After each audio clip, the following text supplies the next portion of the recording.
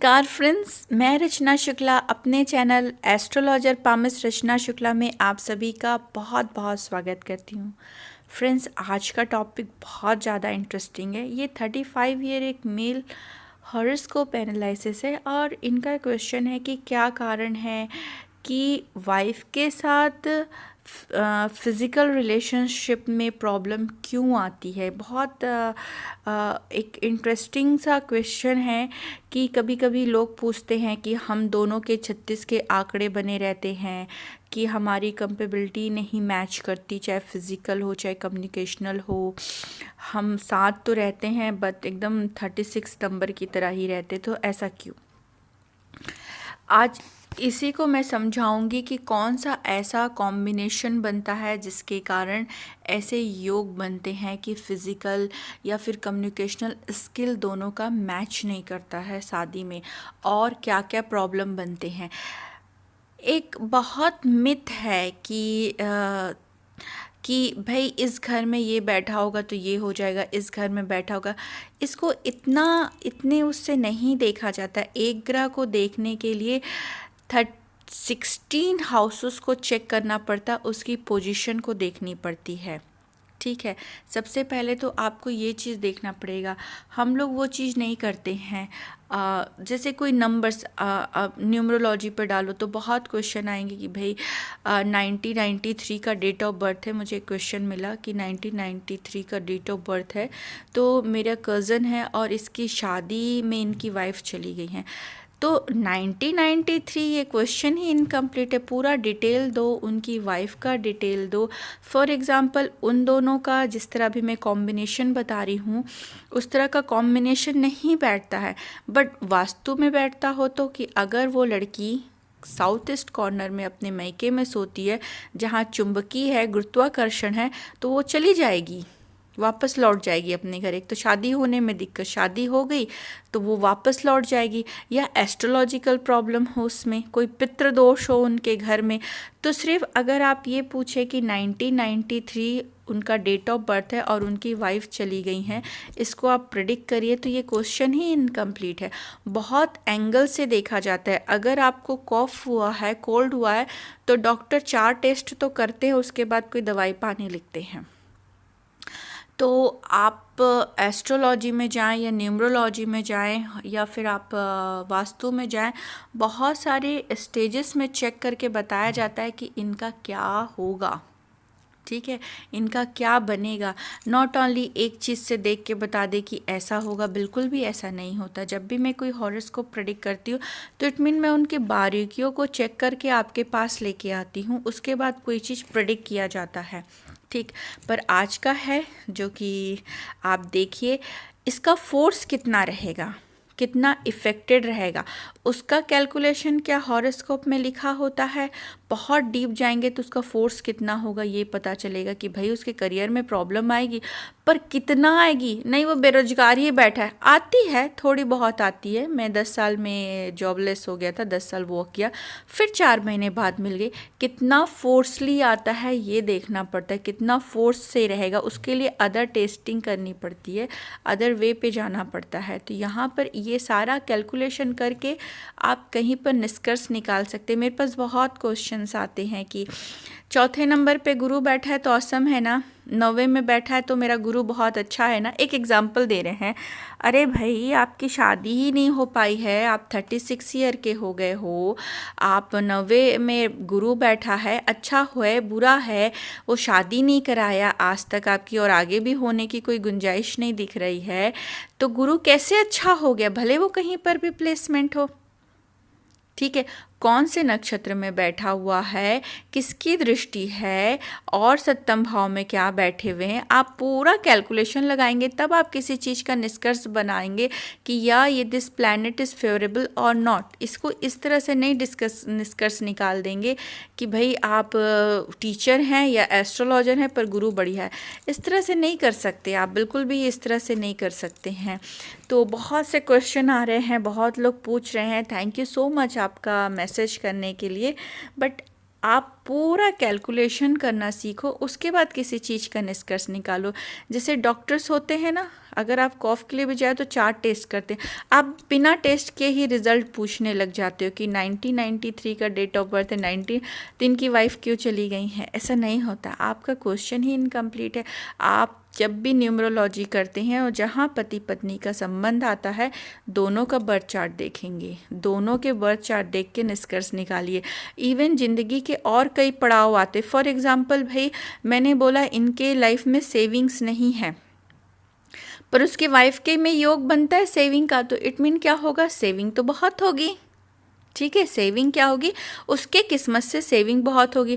तो भाई उसने ज़मीन खरीदा, घर खरीदा, वो सारी अपने वाइफ के नाम रखता है, सारे अपने वाइफ के नाम पे परचेस करता है, तो उसके घर पैसे तो हैं, सब कुछ है, ज्वेलरी बहुत रखा हुआ है, अपने वाइफ की तरफ से गिफ्टेड प्रॉपर्टी उसके पेरेंट्स ने दी, सब उसके वाइफ को दी, और वाइफ है पति के साथ में, तो मिल तो रहा है ना। तो ज़रूरी नहीं कि आपके में कॉम्बिनेशन है तो कंपनसेट आपकी वाइफ करेगी। अगर वाइफ और बच्चे में वो कॉम्बिनेशन नहीं है तो वो कंपनसेट आपके बच्चे करेंगे। बच्चे में क्या योग बनते, बच्चे के अगर न्यूमरोलॉजी के क्वेश्चन है तो आप बच्चों के में जाएंगे, उनका फेवरेट नंबर क्या है, उसका जो भी नंबर है वो उसकी एनर्जी क्या है, एनर्जी मिल रही है कि नहीं मिल रही है, एनर्जी है कि नहीं है, ये सारा चीज़ चेक करने का सब्जेक्ट है। चलिए हम चेक करते हैं कैसी कौन सा योग बनता है। इनकी कुंडली 8 नंबर से शुरू होती, वृश्चिक लगन की इनकी कुंडली बनती, और लग्नेश बने हुए हैं डेली इनकम हाउस में। लग्नेश जब डेली इनकम हाउस में, जब भी जैसे कि कल मैं जो कुंडली एक्सप्लेन की थी, लग्नेश यहाँ पर बने हुए थे सेकेंड हाउस में। ठीक है, सेकेंड हाउस बहुत अच्छा हाउस माना जाता है इसको, बहुत औसम जिंदगी। डेली इनकम हाउस में तो इवन इनकी पैदाइश ही बहुत शुभ रहेगी कि जैसे ही ये पैदा हुए इनके घर में भी पापा के इनकम ऑफ सोर्सेज बढ़ने शुरू हो गए होंगे, इनके घर डेली इनकम आना शुरू हो गया होगा, और इनके घर में डेली इनकम आता रहेगा आता रहेगा आता रहेगा। ठीक है, ये बात कंफर्म होगी। और लग्नेश लगन में ही इनके बैठे हैं शनि, सूर्य और बुध। बुध जो कि बिजनेस को रिप्रेजेंट करता है, सेल्स, मार्केटिंग, फाइनेंस को रिप्रेजेंट करता है। जब आप बिजनेस करते हो या कोई कम्युनिकेशनल चीज़ कर रहे हो, चाहे सेल्स कर रहे हो, कहीं पर भी आ रहा है तो वहाँ कम्युनिकेशन इंपॉर्टेंट रहता है। तो इनके पास स्किल होगा कम्युनिकेशन करने का, विल पावर भी बहुत अच्छा रहेगा क्योंकि वो इनको बुध दे रहा है। फाइटिंग स्पिरिट भी अच्छा रहता है, डाउन टू अर्थ भी रहते हैं, और मेंटली स्टेबल भी रहते हैं, रोमांटिक भी बहुत रहेंगे, सक्सेसफुल अपने लाइफ में रहते हैं और फेमस भी होते हैं ये। ठीक है, जो कि बुद्ध की कैपेसिटी इनको मिलती है। शनि है, शनि भी अगर ठीक है, उसकी ऊर्जा है, उसका एनर्जी है, तो यहाँ पर इनको जैसे बुद्धि बैठ गया तो कहीं ना कहीं ये अकाउंट बुद्ध अपने फील्ड में लेके जाता ही जाता है। ठीक है, सूर्य बैठ गया तो सूर्य एक मैनेजमेंट गुरु होते, किंग पोजीशन। किंग पोजीशन कब आता है, जहाँ अथॉरिटी हो, जैसे गवर्नमेंट जॉब हो, उसकी अपनी अथॉरिटी, भले प्यून है पर उसको निकाल कोई नहीं सकता है। सूर्य जब भी सिंह लग्न भी आता है ना, तो व्यक्ति ये कन्या लग्न अपना काम करते हुए मोस्टली आप देखेंगे अपना काम। तो यहाँ पर सूर्य बुध मैनेजमेंट क्वालिटी, तो कहीं पर किसी कंपनी में बड़े बड़े मैनेजमेंट गुरु बनते हैं। ठीक है, यह स्वयं का काम, क्योंकि सूर्य भी स्वयं अपना मन का राजा, ऐसा व्यक्ति, ये किसी के अधीन नहीं रह सकता है। तो सूर्य भी एक ईगो देते हैं लाइफ में, ईगो भी रहता है, आत्मविश्वास भी रहता है, लीडरशिप भी रहता है। जैसे समय बढ़ते जाएगा इनमें वो क्वालिटी इन्हेंस होती जाएगी सूर्य की भी। और उसको चेक करना है सूर्य का, तो आप ये चेक कर सकते हो भाई फादर के साथ आपके संबंध, क्योंकि देव प्रधान कुंडली तो सूर्य इनके फेवर करेंगे ही करेंगे। फादर, हाँ मेरे फादर बहुत अच्छे मेरे साथ हैं और हम दोनों की म्यूचुअल एंड, तो समझ जाइए कि बंदे का सूर्य बेहतरीन पोजीशन में चल रहा है। अब शनि है यहाँ पर, शनि और सूर्य का जमता नहीं है यहाँ पर। ठीक है, वैदिक ये दोनों वैदिक शत्रु माने जाते हैं, दोनों एक दूसरे के अगेंस्ट रहते हैं। ऐसे नहीं माना जाएगा कि इस तरह से इसको शत्रु नहीं देखा जाता है, बट हाँ इन्हें एक दूसरे के अपोजिट एक दिन है तो एक रात है। ठीक है, यहाँ शनि देव रहते हैं, अब उनको स्लो कर देंगे लाइफ में, जितना फास्ट जाना चाहेंगे थोड़ा सा पीछे, कि हर चीज़ अंडर फादर के अंडर में रहेगा। चाचा के अंडर में रहेगा, या किसी कारण से एजुकेशन में उतना मन नहीं लग पाना, किसी कारण से जब मैं बिज़नेस कर रही हूँ या जॉब कर रहा हूँ उसमें जितना जैसा मैं चाह रहा हूँ वैसा हो नहीं पा रहा है, तो कुछ ना कुछ एक स्लोनेस, एक ब्रेकर मेरे लाइफ में लगा है। ठीक है, साथ में अब शनिदेव बैठे हुए हैं, तो शनिदेव क्या करेंगे, थोड़ी निराशा देंगे लाइफ में, थोड़ा अकेलापन दे देते हैं। अब मंगल है तो मंगल तो ठीक है कि ये व्यक्ति थोड़ा सा स्पोर्ट्स में, जिमिंग, कुछ फिजिकल वर्क भी करना चाहेंगे, कुछ फिजिकल। ऑब्वियसली जब बिजनेस है तो फिजिकल तो रहना ही पड़ेगा, दिन भर का आपका काम है, 24 घंटे का बिजनेस होता है। मंगल होने के कारण थोड़ा फिजिकल रहेंगे, इनका फिजिकल अप्रोच रहेगा ही लाइफ में, कि कुछ गेम्स करना है, जिम करना है, या फिर थोड़ा सा दिन भर खड़े रहना है, दिन भर चलना फिरना है, इस तरह की एक्टिविटी जैसे रहती है वो कॉमन वो रहेगी। अब इनका मेन क्वेश्चन था शादी। शादी के घर में बुध देख रहा है, इट्स ओके, पर शनि और सूर्य देख रहे हैं, तो जो क्वालिटी इनमें है, फॉर एग्जाम्पल सूर्य की क्वालिटी, बुध की क्वालिटी और शनि की क्वालिटी, जो कि तीनों ग्रह बैठे हुए हैं इनके ऊपर, तो इनकी दृष्टि भी इनके, तो इनकी वाइब भी इनसे कम नहीं होगी। वो भी कम्युनिकेशनल स्किल उसका बहुत होगा, स्ट्रॉन्ग विल पावर होगा, सब चीज़ वो भी बढ़िया जो इनकी क्वालिटी। सूर्य की क्वालिटी भी, लड़की के भी फादर बैठे होंगे सपोर्ट करने के लिए लड़की को, इनकी वाइफ को, उनके भी फादर अलाइव होंगे, ठीक है, अपनी बेटी के लिए बैठे रहेंगे, उनमें भी ईगो प्रॉब्लम होगा। शनि है तो उनको भी लीडिंगशिप करना अच्छा लगेगा, वो भी फ्रंट में रहना चाहती हैं, एक लीडरशिप वो भी करेंगी, उनको भी कोई टास्क दोगे तो वो भी पूरा अपनी जिम्मेदारी से संभाल लेंगी। अब शनि है तो शनि स्लो कर देगा उनको, थोड़ी निराशा भर देगा, थोड़ा अकेलापन दे देगा। अब यहाँ पर जब दृष्टि होती है ना, तो ये शादी के लिए कम्युनिकेशन, ये जो कॉम्बिनेशन है बिल्कुल नहीं, एकदम तड़क भड़क, या फिर कहते हैं ना सूर्य आनन फानन में चीज़ें डिसाइड हो जाती, आनन फानन में।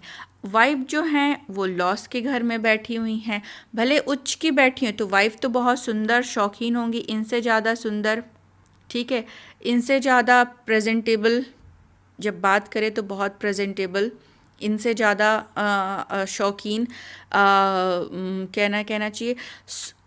जो शुक्र होता है वो प्रेजेंटेशन या मीन मेक निकालना, क्योंकि जो कलाकार होता है वो छोटी छोटी बारीकियों को भी पढ़ता है, तो बारीक सी बारीक चीज़ें इनकी वाइफ के नज़रों से होके निकलती। तो एक क्या कहना चाहिए कि वो व्यक्ति इतना सूक्ष्मदर्शी होता है, शुक्र वाला। लॉस में बैठी, उच्च के घर में, अपनी ही राशि में बैठी हैं तो स्ट्रांग होगा, पर स्वराशि में बैठी हुई हैं तो स्ट्रांग तो मानेंगे, पर केतु के साथ बैठी हुई, एक तो लॉस के घर में पत्नी का जाना, ऊपर से जो ये लॉस का घर है ये आपके बैड प्लेजर को रिप्रेजेंट करता है, ठीक है, फिजिकल सुख को रिप्रेजेंट करता है। ये 12वां घर एक्टिव हो गया, तो 12वां घर जब एक्टिव होएगा तो धीरे धीरे जो फिजिकल सुख का जो एक लेवल है वो कम होता चला जाएगा। एलिगेशन, लिटिगेशन, चोट चपेट, एक्सीडेंट, लॉस होना, शुक्र है, शुक्र तो आपका बढ़िया है, बहुत अच्छा है, जैसे जैसे आप यंग हो रहे देगा, बट केतु भी तो यहाँ पर बैठा हुआ है, तो शुगर से रिलेटेड प्रॉब्लम, प्राइवेट पार्ट में भी दिक्कत आपको दे सकता है, साथ में वाइफ के सुख को कमी करेगा, not only bad pleasure, other way पे भी आपके वाइफ का हेल्थ कमज़ोर करना, या किसी कारण से आप दोनों के बीच में दूरियां बनाना। अब किसी भी कारण से उसका फोर्स कितना रहेगा ये अपन नहीं जज कर पाएंगे कि भाई क्या, ये आपके पैतृक में भी देखना पड़ेगा कि क्या है चीज़ें। तो इस तरह से ये देखा जाएगा कि वाइफ लॉस के घर में बैठी हुई है, शनि और सूर्य की दृष्टि आपके हैं, तो यहाँ वाइफ आपकी एक सेंसिटिव भी है, इनको संभाल के भी रखना है, और प्लस फिजिकल सुख में तो कमी आएगी, जो कि इनका मेन, इनके हस्बैंड वाइफ का एक क्वेश्चन था कि ऐसा क्यों हो रहा, हम दोनों हस्बैंड वाइफ बहुत अच्छे से रहते हैं और हमें ऐसा कौन सा युति बनता है कि हमारे बीच में बैड प्लेजर नहीं है। तो यहाँ पर जब भी 12वां घर एक्टिव होता है तो व्यक्ति को वो प्रॉब्लम आएगी ही आएगी, वो घर एक्टिव आएगा, कितना फोर्स से आएगा, अब वाइफ का हॉरोस्कोप क्या बोलता है उस चीज़ के लिए, ये पूरा एक कैलकुलेशन का सब्जेक्ट है। बट यस, ये शादी थोड़ी सी संभाल के रखने लायक है। यहाँ पर ईगो दोनों पति पत्नी को रहेगा, तो वो ईगो में चीज़ खराब ना करे। पहली बात तो इस वीडियो को आप दोनों देखो, समझदारी से देखो, और कभी भी कोई भी एक पक्ष, कभी कभी होता है ना, हस्बैंड वाइफ जब प्यार करते तो बहुत बातें करेंगे, जिस दिन लड़ाई झगड़ा होता है ना तो सबसे पहले तो बातें ही करना बंद कर देते। अब बातें करना बंद कर दोगे तो फिर वो तो लड़ाई झगड़ा और बढ़ेगा, फिर वो कोर्ट में वकील वकील आपस में बात करते हैं। तो मेरे पास ऐसे केस बहुत आते। तो अभी मैं एक क्लाइंट को समझा रही थी कि भैया आप लोग 8 साल एक साथ रहे हैं, अब बात तो एक बार कर लो, एक बार तो आप लोग बात कर सकते हो, मैं बिठा के बात करा देती हूँ। आपस में आप लोग वकील वकील बात कर रहे हैं एक दूसरे के साथ, तो बात करने की थोड़ा सा अपने आप को ईगो उस जोन से निकाल के आप बाहर निकले, क्योंकि ये शादी में थोड़ा सा कॉम्प्लिकेशन है ही है। तो ज़रा इस चीज़ का आप लोग ध्यान दीजिएगा।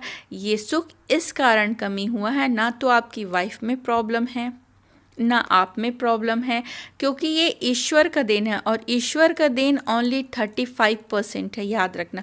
100% ईश्वर ने नहीं लिख दिया है आप पे, सिर्फ 35% लिखा है।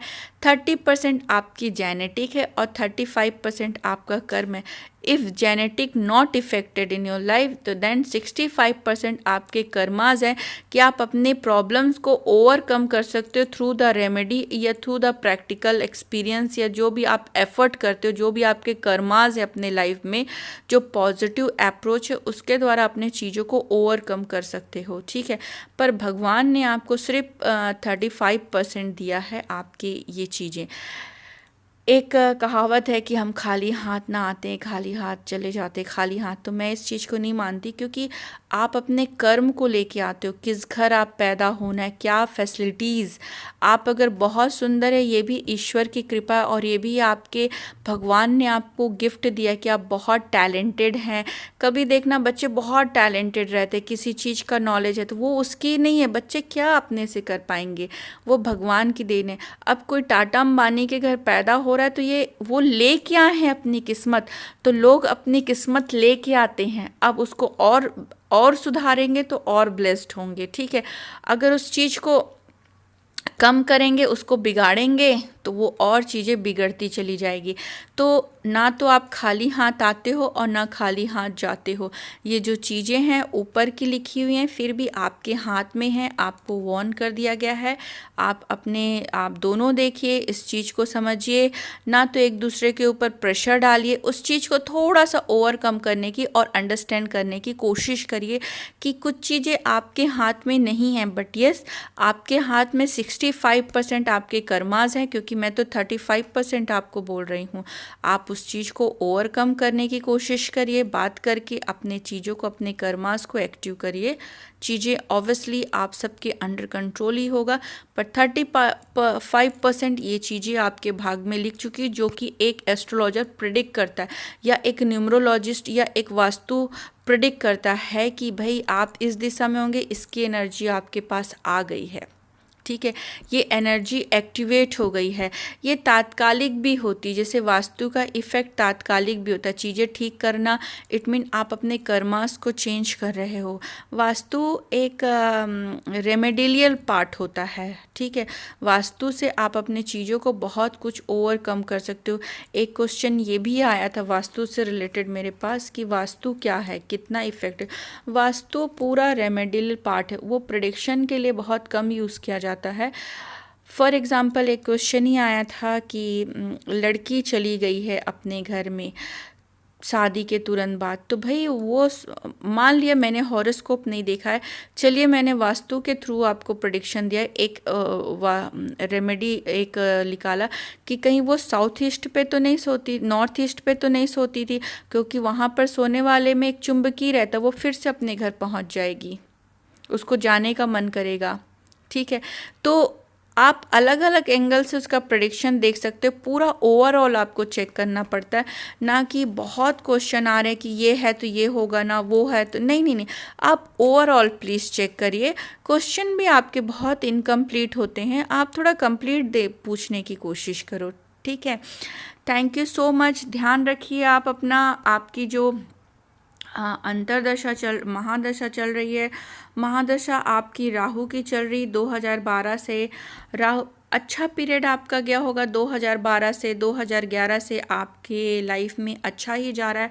बस 2022 9वें महीने से आप थोड़ा सा ध्यान रखिएगा, क्योंकि केतु का है, तो ये पीरियड का आप ध्यान रखिए। इवन नॉट ओनली सितंबर, ये पीरियड आपका ये शनि से ही थोड़ा सा आपको लगेगा, लाइक यहाँ से आपको लगेगा अप्रैल से, तो इस चीज़ का आप ध्यान रखिएगा।